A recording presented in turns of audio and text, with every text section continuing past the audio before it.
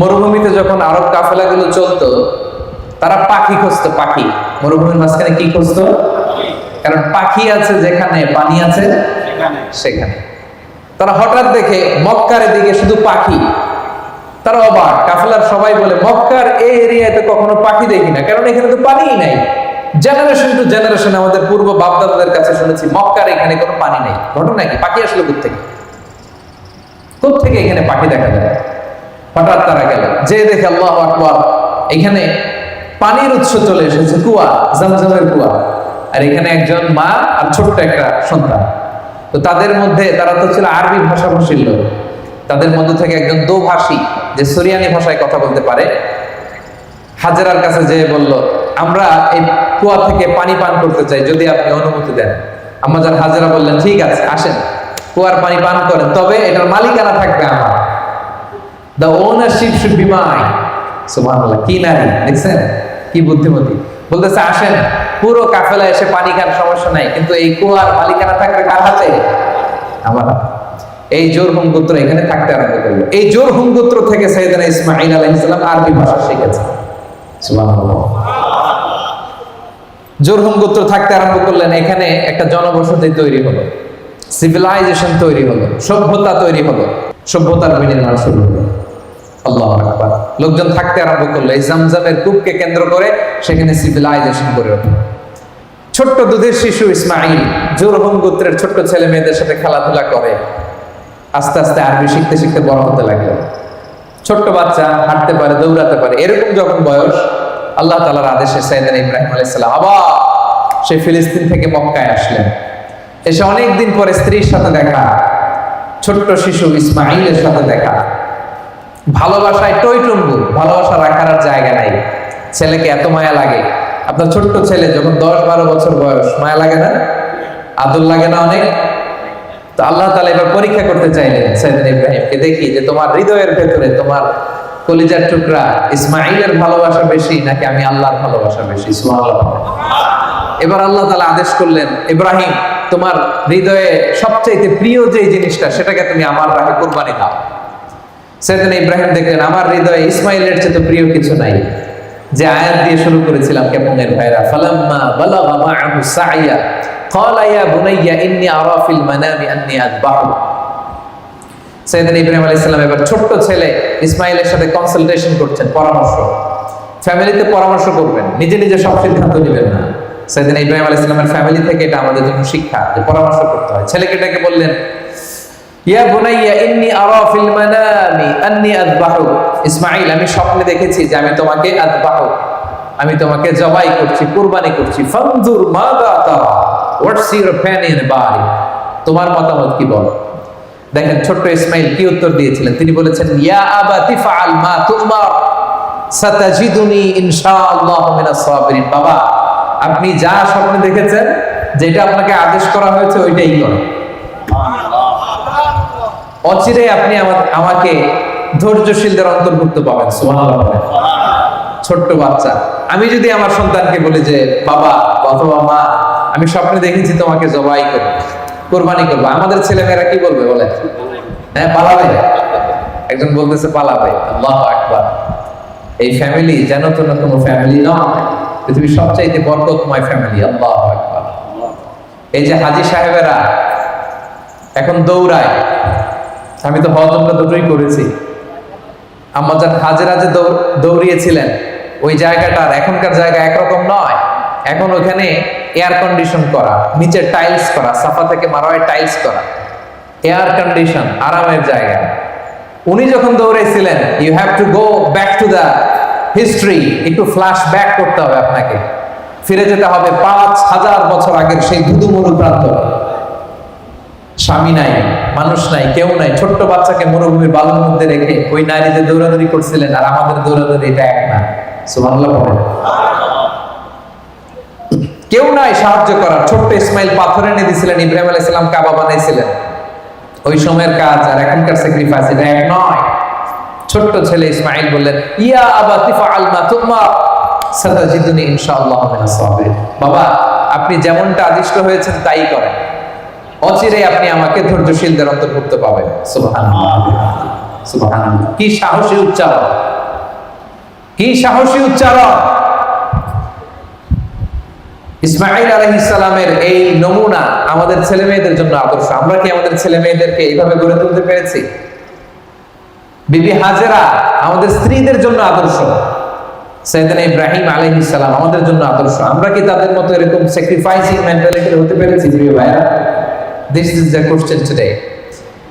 ছেলেও রাজি হয়ে গেল, বাবাও রাজি হয়ে গেল, নিয়ে গেলেন মিনা প্রান্তরে। যাওয়ার সময় শয়তান এসে ইব্রাহিমকে টেম্পটেশন করে, ইব্রাহিম এই কাজ করো না, তোমার ছেলে মারা যাবে। ইসমাইলকে এসে বলে, ইসমাইল যেও না, ফিনকি দিয়ে রক্ত বেরোবে। ওনারা ফিরেও তাকায় নাই, ওনারা পাথর নিয়ে শয়তানের দিকে ছুঁড়ে মেরেছে।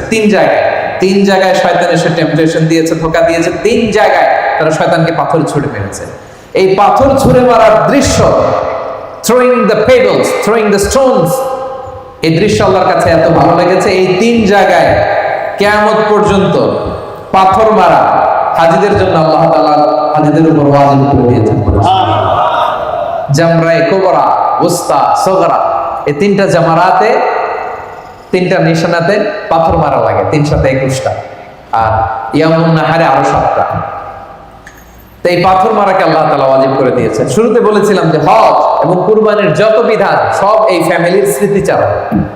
এই ফ্যামিলি যা যা করছে এটার রিপিটেশন কিয়ামত পর্যন্ত। এই স্মৃতিকে অব্যাহত রাখবে কে? সাইয়েদনা ইসমাঈল আলাইহিস সালামকে শুইয়ে দেয়া হলো। উনি বললেন, আব্বা আপনি কিভাবে আমাকে জবাই করবেন? আপনার তো কষ্ট লেগে যাবে, আপনি চোখ বেঁধে নেন, আপনি চোখে কাপড় বেঁধে নেন, আমাকে উল্টো করে শুইয়ে দিয়ে আপনি জবাই করেন। উনি চোখ বেঁধে নিলেন, ছুরি হাতে নিলেন, জবাই করতে যাবেন আল্লাহু আকবার বলে জবাই করতে যাবেন নিজের ছেলেকে। আসলে এতটুকু দেখাই আল্লাহ তাআলার উদ্দেশ্য ছিল, ঠিক কি না? সাইয়েদনা ইসমাঈল আলাইহিস সালাম জবাই হয়ে যাক, এটা কি আল্লাহ চেয়েছিলেন? উনি জবাই হলে চলবে কি করে? কারণ ওনার বংশেই আসবে আখিরি জামানার পয়গম্বর বিশ্বনবী মুহাম্মদুর রাসূলুল্লাহ সাল্লাল্লাহু আলাইহি ওয়াসাল্লাম। ওনাকে তো জবাই হতে আল্লাহ দিবেন না, ঠিক কি না? ছোট্ট ছেলেকে শুইয়ে উনি জবাই করতে যাবেন। সাইয়েদনা জিবরাইল আলাইহিস সালাম জান্নাত থেকে একটা বকরি নিয়ে আসলেন। ইব্রাহিম আলাইহিস সালাম মনে করতেছেন উনি ইসমাইলকেই জবাই করতেছেন। চোখ বন্ধ করে উনি আল্লাহু আকবার বলে জবাই করতেছেন। ফিনকি দিয়ে রক্ত বের হলো। উনি ভাবতেছেন আমি আমার ইসমাইলকেই আল্লাহর রাহে কুরবানি দিয়ে দিয়েছি। ওনার ধারণা আমি আমার ইসমাইলকে কি করেছি? কুরবানি দিয়েছি। কিন্তু চোখ খুলে দেখে ইসমাইল আলাইহিস সালাম বসে হাসছেন, আর এই পাশে জান্নাত থেকে পাঠানো বকরি কুরবানি হয়ে গিয়েছে। পরে আল্লাহু আকবার। এই দৃশ্যটা আল্লাহ তাআলার কাছে এত ভালো লেগেছে, কুরবানির এই দৃশ্য আল্লাহ তাআলার কাছে এত ভালো লেগেছে, কিয়ামত পর্যন্ত এই জিলহজের 10 তারিখ প্রত্যেক সামর্থ্যবান মানুষ যেন কুরবানি করে, এটা আল্লাহ তাআলা আমাদের উপর ওয়াজিব করে দিয়েছে। সুবহানাল্লাহ। তাহলে এই কুরবানি, এই হজ, এই সাফা মারওয়ায় সাই, জামারাতুল আকাবাতে পাথর মারা, এই সব কিছু একটা ফ্যামিলির স্মৃতিচারণ, সাইয়েদনা ইব্রাহিম আলাইহিস সালামের ফ্যামিলি, ঠিক কি না? এজন্য আমাদের ফ্যামিলিটাও এরকম হোক, আমরা চাই কি চাই না? প্রিয় ভাইরা, ফ্যামিলি হচ্ছে এই পৃথিবীর সবচাইতে শক্তিশালী প্রতিষ্ঠান। পৃথিবীর সব জায়গায় যদি ইবাদত বন্ধ হয়ে যায়, আমার ফ্যামিলির ভিতরে ইবাদতের চর্চা রাখার সুযোগ আছে না নাই? বাইরে নামাজ পড়া যায় না, বাইরে ইসলামের আলোচনা করা যায় না, বাইরে এটা করা যায় না, ওইটা করা যায় না, কিন্তু আমাদের ফ্যামিলির ভিতরে সুযোগ আছে না নাই? এই জন্য আমাদের ফ্যামিলি নামক প্রতিষ্ঠানটাকে যেন আমরা শক্তিশালী করি। আমরা নিজেরা যেন নামাজি হই, আমাদের স্ত্রীদেরকে যেন নামাজি বানাই, আমার সন্তানদেরকে যেন নামাজি বানাই। আমরা নিজেরা যেন সাইয়েদনা ইব্রাহিম আলাইহিস সালামের মতো স্যাক্রিফাইসের মেন্টালিটি রাখি। আমাদের স্ত্রীরা যেন হাজেরা আলাইহিস সালামের মতো এরকম স্যাক্রিফাইসিং মেন্টালিটি রাখে।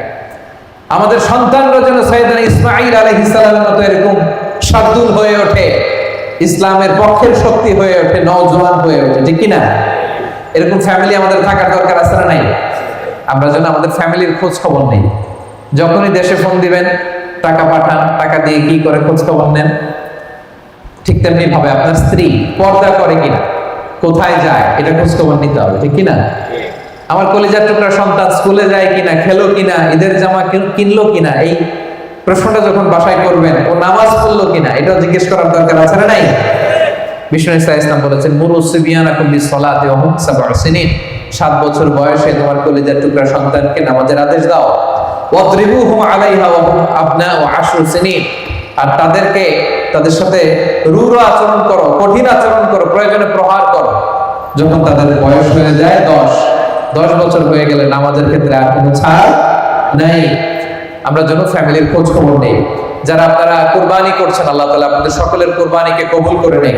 আমিন। আজকের দিনে বিষ্ণু ঈসা ইসলাম বলেছেন, ঈদের নামাজের পরে সবচেয়ে আল্লাহ তাআলার কাছে প্রিয় ইবাদত হচ্ছে প্রাণীর রক্ত প্রবাহিত করে দেওয়া। এবং বিষ্ণু ঈসা ইসলাম বলেছেন, কিয়ামতের দিন এই প্রাণী তার শিং, তার চামড়া, তার পশম নিয়ে বিশাল সওয়াবের পাহাড় হয়ে দাঁড়াবে। আল্লাহু আকবার। এজন্য হুজ্জাজ বাইতুল্লাহ যারা হজে আছেন, আল্লাহ তাআলা তাদের হজকে কবুল করুন। আমরা যারা কুরবানি করছি, আল্লাহ তাআলা আমাদের কুরবানিকে কবুল করুন। আরাফার দিনকে কেন্দ্র করে আমরা যে রোজা রেখেছি, আল্লাহ তাআলা এই রোজাকে কবুল করুন। এবং 9 জিলহজ অর্থাৎ গতকাল ফজর থেকে শুরু করে 13 জিলহজ আসর পর্যন্ত আমরা যে তাকবীর পাঠ করেছি, এই তাকবীরগুলোকে আল্লাহ তাআলা কবুল করুন। গোটা বিশ্বে আল্লাহ তাআলা মুসলিমদের জন্য শান্তির ফয়সালা করুন। প্রিয় ভাইরা, এই কুরবানি এটা হতে হবে হালাল উপার্জন থেকে। আল্লাহ তাআলা ইন্নামা ইয়াতাকাব্বালুল্লাহু মিনাল মুত্তাকিন, তিনি শুধু মুত্তাকিদের পক্ষ থেকে কবুল করেন, হালাল থেকে তিনি কবুল করেন। হারাম দিয়ে বিশাল 5 লক্ষ টাকা দিয়ে আপনি হাটের সবচাইতে বড় গরুটা কুরবানি করেছেন, ওই কুরবানি কশিনকাল আল্লাহ তাআলার দরবারে কবুল হবে না। আর সামান্য কিছু অর্থের মালিক আপনি, একা একটা কুরবানি দেওয়ার সক্ষমতা নাই। হায়রে, 7 জন মিলে ভাগে কুরবানি দিবেন, ওইটা আল্লাহর আরশে আগে কবুল হয়ে যাবে। এজন্য আমরা সবসময় হালালের সাথে থাকি। কিসের সাথে? হালালের সাথে। হারামের সাথে আমাদের কোনো সম্পর্ক নাই। হালাল থেকে অল্প দান করলো এটাকে কবুল করে কে? আর হারাম থেকে কোটি কোটি টাকা দান করলো সে দান আল্লাহর দরবারে কবুল হয় না। আমরা আজকে অনেক বড় একটা প্রোগ্রামে একত্রিত হওয়ার সুযোগ আল্লাহ তাআলা আমাদেরকে করে দিয়েছে। আপনাদের প্রত্যেকের কাছে আমার বিনীত অনুরোধ, আমরা প্রবাস জীবনে আমরা যেন মিলেমিশে একসাথে থাকি, আমরা যেন ভ্রাতৃত্বের বন্ধনে অটুট থাকি। এই যে আপনাদের সূরাও, এই সূরাওকে কেন্দ্র করে আপনারা হাতে হাত রেখে কাঁধে কাঁধ মিলিয়ে সব ভালো কাজগুলো একসাথে আঞ্জাম দিবেন। ওয়া তাআওয়ানু আলাল বিররি ওয়াত তাকওয়া ওয়া লা তাআওয়ানু আলাল ইসমি ওয়াল উদওয়ান। তোমরা ভালো কাজে একে অপরকে সহযোগিতা করো, পাপের কাজে কেউ কাউকে সহযোগিতা করবে না। ভালো কাজ হলে ওখানে আমরা যাব, কেমনের ভাইরা কি বলেন? ওখানে আমরা অর্থ ব্যয় করব, ওখানে আমরা শ্রম দিয়ে সহযোগিতা করব। রাজি আছেন তো? আপনারা সব সময় ঐক্যবদ্ধ সংঘবদ্ধ জীবন যাপন করতে রাজি আছেন তো? আলহামদুলিল্লাহ। পরিষ্কার পরিচ্ছন্নতা ঈমানের অঙ্গ। আমরা যেন পরিষ্কার পরিচ্ছন্ন থাকি।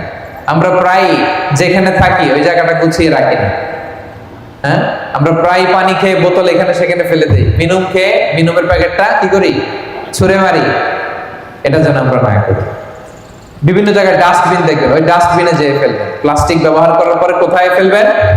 ডাস্টবিনে ফেলবেন। স্মার্টলি দেশের বাইরে চলাফেরা করার চেষ্টা করবেন। বাঙালি দেখে বলে যেন গালি না দেয়, কি বলেন? হ্যাঁ, আর আপনি হচ্ছেন রেমিটেন্স ফাইটার। আপনার পাঠানো রেমিটেন্স আমাদের বাংলাদেশের অর্থনীতি সচল থাকে। বুক টান টান করে হাঁটবেন, হ্যাঁ, আর বস্তা ভরে টাকা নিয়ে দেশে যাবেন। কি বলেন, পারা যাবে তো? ইনশাআল্লাহ বলেন। আর এখানকার যে রুলস এন্ড রেগুলেশন আছে, মালয়েশিয়ার rules and regulation of Malaysia, এটা মেনে চলবেন। দেশের বাইরে আমাদের একটাই পরিচয়, আমরা প্রবাসী বাংলাদেশি মুসলমান। এখানে বিএনপি নাই, আওয়ামী লীগ নাই, জামাত ইসলাম নাই, জাতীয় পার্টি নাই, কোনো দল নিয়ে মারামারি নেই, ঠিক কিনা? এখানে আমরা প্রবাসী বাংলাদেশি মুসলমান। রাজি আছেন তো সবাই? ইনশাআল্লাহ বিইذنিল্লাহ। সম্মানিত ভাইয়েরা, ঈদের সালাত আমাদের একেবারেই কাছে চলে এসেছে। এই ঈদুল আজহার শিক্ষা হচ্ছে আমাদের সবকিছু হবে আল্লাহ তাআলার জন্য। সাইয়েদনা ইব্রাহিম আলাইহিস সালাম, সাইয়েদাতুনা হাজার, সাইয়েদনা ইসমাঈল আলাইহিস সালাম, ওনারা ওনাদের সব কাজ যেমনি আল্লাহ তাআলার জন্য করেছেন, ঈদুল আজহার প্রকৃত শিক্ষাই এটা। কুল ইন্না সলাতি ওয়া নুসুকি ওয়া মাহইয়ায়া ওয়া মামাতি লিল্লাহি রাব্বিল আলামিন। আল্লাহ বলেন, বলো তোমার সালাত, তোমার কুরবানি, তোমার জীবন, তোমার মরণ, আমাদের সবকিছুই এক মহান সত্তার জন্য। আওয়াজ করে বলুন তো, তিনি কে? সবকিছু করবো আমরা আল্লাহ তাআলার খুশির জন্য। সম্মানিত ভাইয়েরা, আর মাত্র 3 মিনিট বাকি আছে। আমি এখনই ঈদুল আজহা নামাজের পদ্ধতি আপনাদেরকে জানিয়ে দিচ্ছি। যেহেতু বছর ঘুরে মাত্র 2টি ঈদ, ঈদুল ফিতর আর ঈদুল আজহা, অনেক সময় নামাজগুলোতে আমাদের প্যাচ লেগে যায়, ঠিক কিনা? খুব সহজ। আমরা ঈদুল আজহার সালাতে অতিরিক্ত 6টা তাকবীর দিব। আপনারা একটু মনোযোগ দিয়ে শুনলে নামাজ আর ভুল হবে না ইনশাআল্লাহ। আপনাদের যে প্যাচ লেগে যায় এটা ছুটে যাবে, কনফিউশন আর থাকবে না ইনশাআল্লাহ বিইذنিল্লাহ। ঈদের সালাত 2 রাকাত, কয় রাকাত? 2 রাকাত। ঈদের সালাত পড়া ওয়াজিব। এই নামাজে কোনো আযানও নাই, কোনো ইকামতও নাই। আমরা ডাইরেক্টলি দাঁড়িয়ে কাতার সোজা করে নামাজ শুরু করে দেব ইনশাআল্লাহ। অতিরিক্ত 6টা তাকবীর দিতে হয়। কয়টা? প্রথমে আমরা তাকবীরে তাহরিমে বেদে নামাজ শুরু করব, এরপরে সানা পড়ব, সানা পড়ার পরে অতিরিক্ত 3টা তাকবীর পড়ব। হানাফি মাযহাবের সিস্টেমে আমরা পড়ব। মালয়েশিয়াতে দেখবেন যে অতিরিক্ত 12টা দেয়, 13টা দেয়, আমরা 6টা দিব। সানা পড়ার পরে আমরা অতিরিক্ত 3টা তাকবীর দিব, আল্লাহু আকবার, আল্লাহু আকবার, আল্লাহু আকবার। প্রত্যেক তাকবীর দিয়ে হাত ছেড়ে দিব, শেষ তাকবীরে হাত পেতে দেব। এরপরে আমরা সূরা ফাতিহা পড়ব, সূরা ফাতিহার সাথে একটা সূরা মিলাবো। এরপরে রুকুতে যাব, সিজদায় যাব। প্রথম রাকাত শেষ, দ্বিতীয় রাকাতের জন্য দাঁড়ালাম। দাঁড়িয়ে সূরা ফাতিহা পড়ব, ফাতিহার সাথে আরেকটা সূরা মেলাবো। এরপরে রুকুতে যাওয়ার আগে অতিরিক্ত 3টা তাকবীর দিব, আল্লাহু আকবার, আল্লাহু আকবার, আল্লাহু আকবার। 3টা তাকবীর দেওয়া শেষ, আল্লাহু আকবার বলে রুকুতে চলে যাব। রুকু সিজদা নামাজ শেষ। ক্লিয়ার হয়েছে না সবার কাছে? খুব সহজ। আবার আমি বলি, ঈদের সালাত 2 রাকাত, অতিরিক্ত 6টা তাকবীর দিতে হয়। প্রথম রাকাতে তাকবীরে তাহরিমা বাঁধার পরে আল্লাহু আকবার বলার পরে আমরা সানা পড়ব। সানার পরে আমরা 3টা অতিরিক্ত তাকবীর দিব, আল্লাহু আকবার, আল্লাহু আকবার, আল্লাহু আকবার। এরপর আমরা সূরা ফাতিহা আর একটা সূরা পড়ে রুকু সিজদা দিয়ে প্রথম রাকাত শেষ। দ্বিতীয় রাকাতে দাঁড়িয়ে আমরা প্রথমেই সূরা ফাতিহা পড়ে ফেলবো, সাথে আরেকটা সূরা পড়ে ফেলবো। এরপর রুকুতে যাওয়ার আগে দ্বিতীয় রাকাতে কয়টা অতিরিক্ত তাকবীর দিব? 3টা তাকবীর দিয়ে রুকুতে যাব, সিজদায় যাব, নামাজ শেষ। নামাজের পরে আমরা 2টা খুতবা দিব। এরপরে আমরা সবাই সম্মিলিত দোয়া করার মধ্য দিয়ে আজকের ঈদুল আজহার জামাত শেষ করবো ইনশাআল্লাহ বিইذنিল্লাহ। আল্লাহ তাআলা আমাদের সবাইকে কথাগুলো বুঝা ও আমল করার তৌফিক দান করুন। হাযা মা ইনদি ওয়াল ইলমু ইনদাল্লাহ আলাইহি তাওয়াক্কালতু ওয়া ইলাইহি উনীব। ওয়াসসালামু আলাইকুম ওয়া রাহমাতুল্লাহি।